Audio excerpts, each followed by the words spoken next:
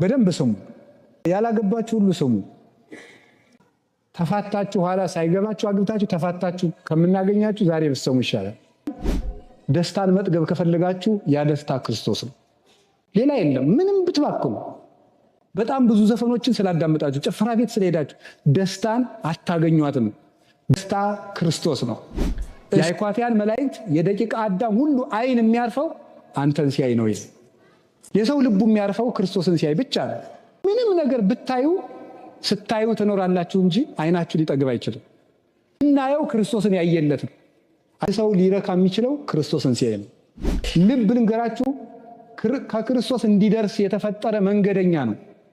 ከክርስቶስ እስከምንደርስ ድረስ ልባችን ምንም ነገር ብናቀርብለት ሊረካ አይችልም።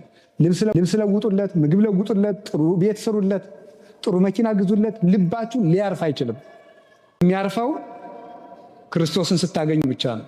ዘፈኑ፣ ጭፈራው፣ አጓጉል ክህደቱ፣ ስካሩ፣ መዝናናቱ፣ ዝሙቱ፣ እንደዚህ ያለው ነገር ሁሉ የሞት ውሃ ነው። የህይወት ውሃ ክርስቶስ ነው።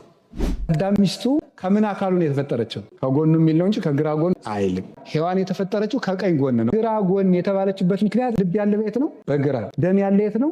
ልብ። ሴትም ደም ይፈሳታል ለማለት ከግራ ተባለች እንጂ ከቀኝ ነው። ለምን?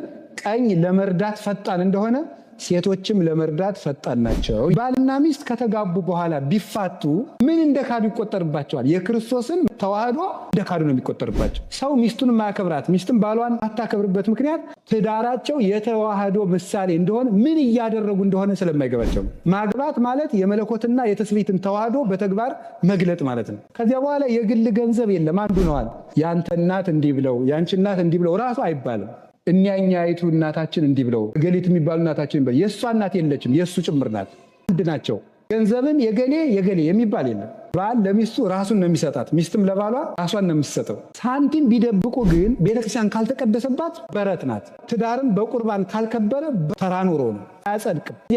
አግብታችሁ ያልቆረባችሁ ሰዎች መቁረብ አለባችሁ። የፈረስ የበቅሎ ጋብቻ ነው ያለ ቁርባን የሚደረገው። እዚህ አሁን ወደ ስጋው ደግሞ መምጣት አለባችሁ። ትዳራችሁ ቅዱስ እንዲሆን ባልየውም በክርስቶስ ሚስቱን በቤተክርስቲያን እንድትመካ